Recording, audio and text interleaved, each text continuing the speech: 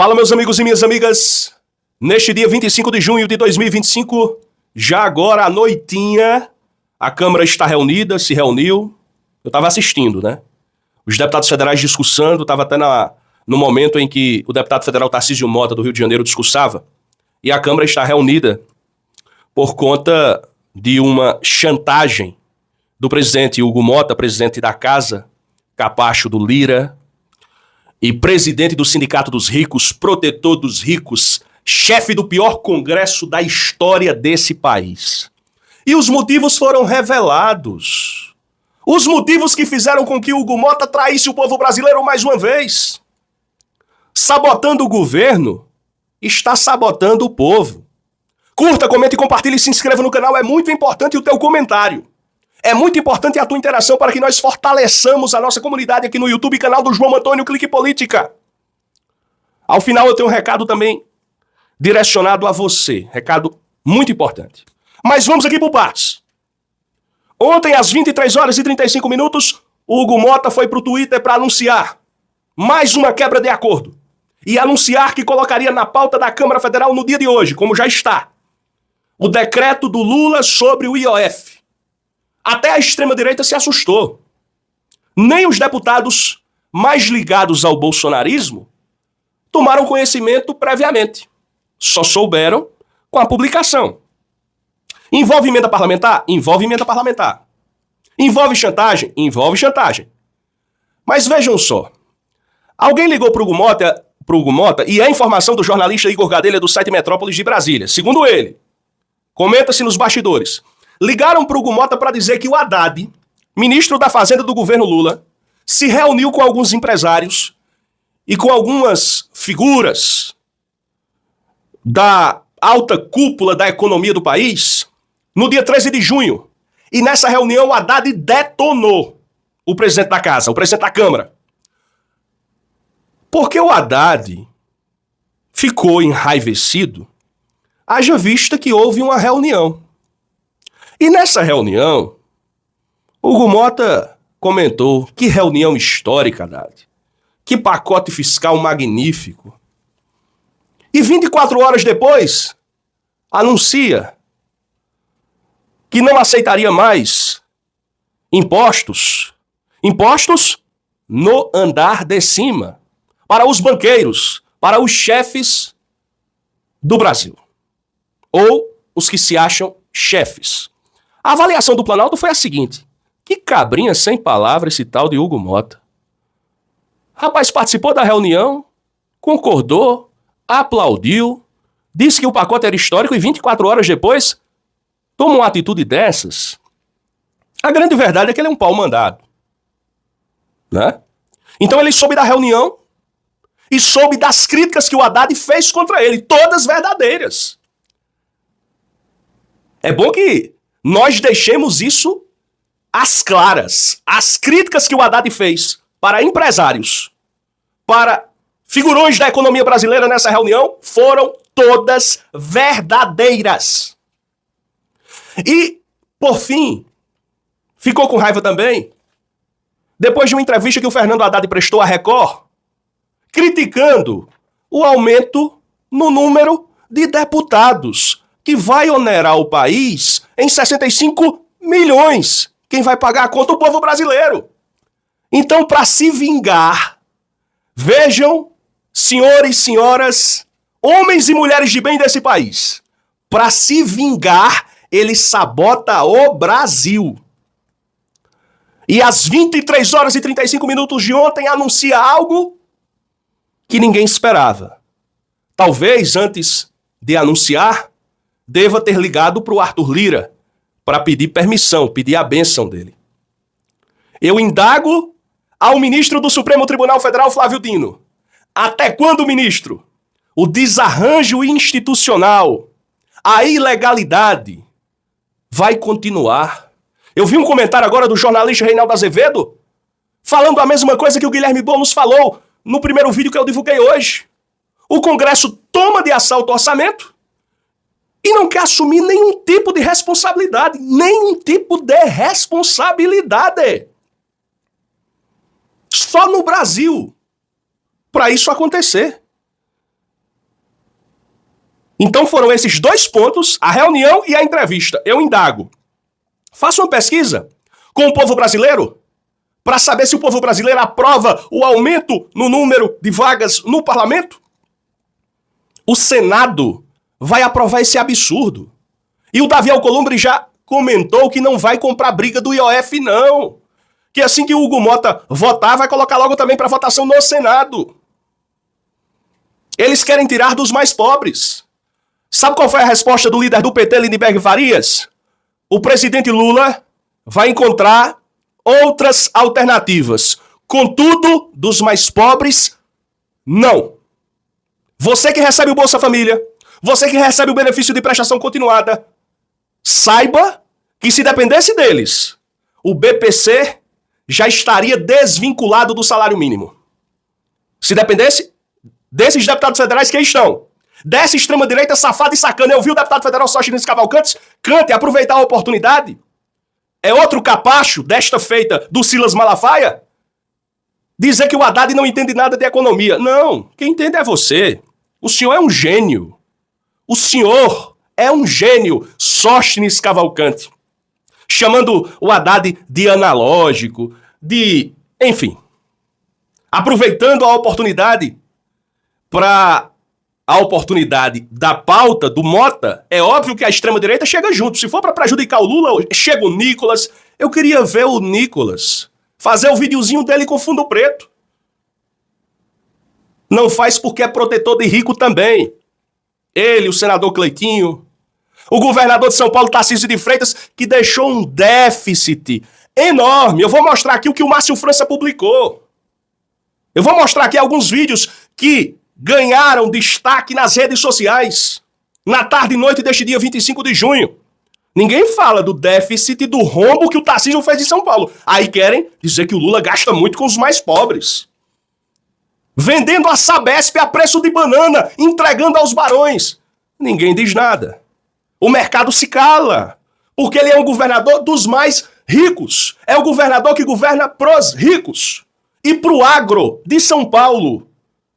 E o povo não consegue distinguir, lamentavelmente, o povo do interior paulista, a maioria não consegue distinguir o político que trabalha em prol dele do político que trabalha em prol dos poderosos. É mais ou menos isso. Veja só o que disse o deputado federal Lindenberg Farias na Globo News. Ele prestou uma entrevista rápida. Eu vou trazer também o senador Fabiano Contarato. Coloca logo esses dois aí, porque ambos falam sobre questões fiscais e questões que não são enfrentadas pelo parlamento brasileiro. Repito, toma de assalto o orçamento, mas não quer ter responsabilidade em rigorosamente nada. Vamos assistir primeiramente o Lindenberg Farias. A gente foi surpreendido, porque veja, a gente apoiou o Hugo Mota, um dos carros-chefes da campanha do Hugo Mota era submeter tudo ao colégio de líderes. Só ia ao plenário depois de apreciado lá. A gente soube ontem, quase meia-noite, por um Twitter, e uma mudança de posição. Eu, sinceramente, a gente já tinha visto aquela reunião no domingo passado com o Fernando Haddad, a ministra Gleisi e as lideranças partidárias, falando sobre o acordo, o decreto do IOF, uma outra medida provisória. A reunião acabou, todo mundo aplaudindo.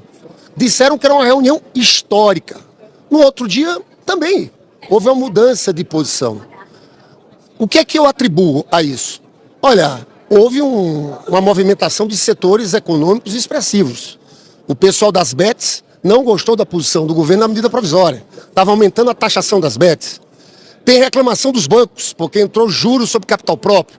Reclamação das fintechs, quando a gente fala que tem uma desoneração de 800 bilhões e quer cortar uma parte de cada desoneração, outros setores se movimentaram. Então eu acho muito ruim essa movimentação, essa votação aqui no dia de hoje, porque isso vai ter um impacto, Andréia. Vão ter que ser contingenciados 12 bi. Já tinham sido contingenciados 30 bi. O que é que o presidente Lula e o Haddad fizeram? Vamos ver pelo lado também da Receita. Vamos ver por aqui como é que a gente aumenta. Aí teve o decreto do IOF e essa medida provisória. Derrubar o decreto do IOF significa dizer que o governo vai cortar mais 12 bi, contingenciar em programas sociais, na saúde e na educação. Isso é muito ruim. É uma espécie de estrangulamento do governo do presidente Lula. Eu acho que a gente não pode antecipar a eleição 2026 para esse momento. Tá aí as palavras do deputado federal Lindenberg Farias. Agora coloca o Fabiano Contarato porque ele fala dos altos salários. Quem paga a conta de juiz que recebe 100 mil por mês somos nós, é o povo brasileiro. Mas com juiz ninguém mexe. Assistam. Teto é teto. Passou da hora do Senado enfrentar o tema dos supersalários. Muito bem, senador Contarato, muito bem. Nós temos que acabar com esses penduricalhos. Como que nós vamos falar para um trabalhador que está aí no trabalho informal, está no sistema de uberização, que ganha R$ 1.518? Como que nós vamos falar que esses juízes, com todo respeito aos magistrados e aos promotores ou qualquer outro servidor, ganham 100 mil reais por mês, 150 mil reais por mês, 200 mil reais por mês? A grande massa do servidor público estão nos rincões, estão ganhando um salário mínimo. Sabe quanto que é um piso de um professor? Que nem é pago. Qual é o piso de um enfermeiro que nós aprovamos aqui? E nós não enfrentamos o tema de combater esses penduricalhos. Isso fere um princípio que está no artigo 37. São princípios que rege a administração pública. Um deles é a moralidade. Não tem resolução do CNJ, não tem lei ordinária, não tem nenhum ordenamento jurídico que se sobrepõe a um comportamento ético. Teto é teto. Teto é teto. O teto é R$ 46.366,19. O que for além disso é super salários. E nós não podemos compactuar com isso. Tá aí as palavras do senador Fabiano Contarato. Parabéns, senador. E renovo os meus abraços a vossa excelência. Ah, se todo representante pensasse como o senhor, senador Fabiano Contarato. Que pena que o senhor é a minoria no Senado Federal. Vamos olhar agora a questão que envolve o Tarcísio. Cínico. Cínico. Governador de São Paulo que fala do Lula, mas não tem moral pra nada. Deixou um rombo aí de 7,5 bilhões agora no ano de 2024. Coloca o ex-governador Márcio França, por gentileza, na tela. O ano de 2024, o governador Tarcísio fechou o ano de São Paulo com 7,5 bilhões de déficit.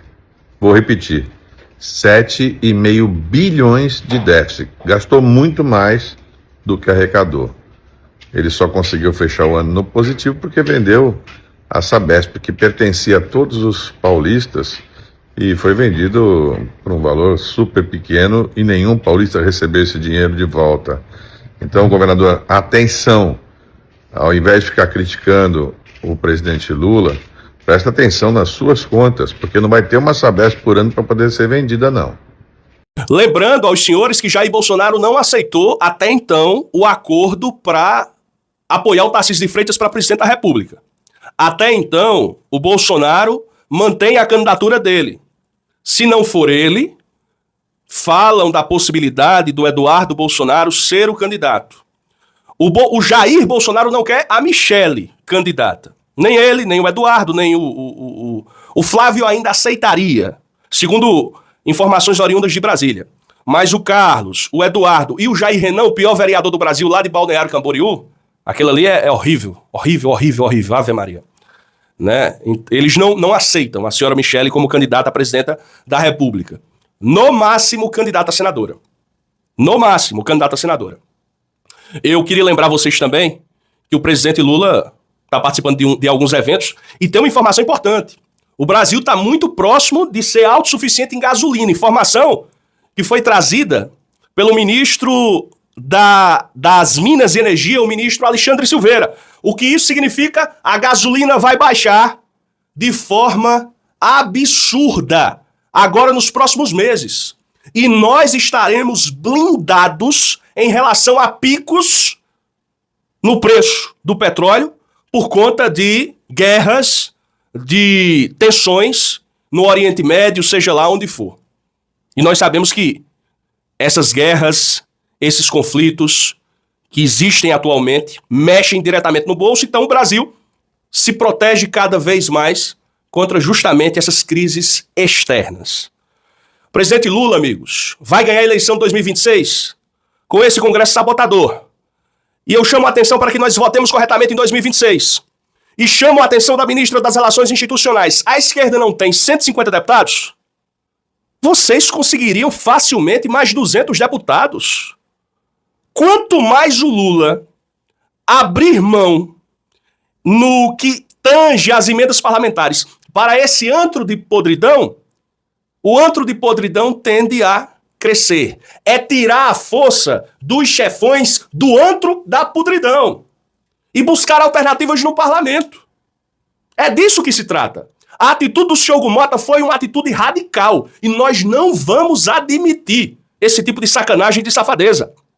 Se ele extremar de lá, o governo federal tem que extremar de cá sim e mostrar pra ele quem manda, porque Lula foi eleito com 60 milhões de votos e não pode ficar escravo de um Congresso opressor, de um Congresso que vira as costas para o povo e fica apenas olhando para Faria Lima. Não é possível, amigos, que nós continuemos nessa falcatrua, safadeza, sacanagem que estamos observando na atualidade. E agora o recado sobre a escola de negócios. Já pensou você trabalhar de casa com apenas um celular, tendo acesso à internet e, obviamente, ganhar dinheiro trabalhando uma renda extra, R$500 a mais no final do mês, R$1.000 a mais no final do mês, R$1.500 a mais no final do mês? Você sabia que isso é possível? Basta você ter o celular ou o notebook e o conhecimento. A internet disponibiliza hoje de várias plataformas que proporcionam ao cidadão entrar na era digital, trabalhar e faturar até em dólar. Basta você ter o conhecimento e, obviamente, dedicação. Vai no link Escola de Negócios, clica e você vai conversar com a equipe especializada, tá certo? Saia da era analógica e venha para a era digital. O digital veio para ficar. Um forte abraço e a luta continua!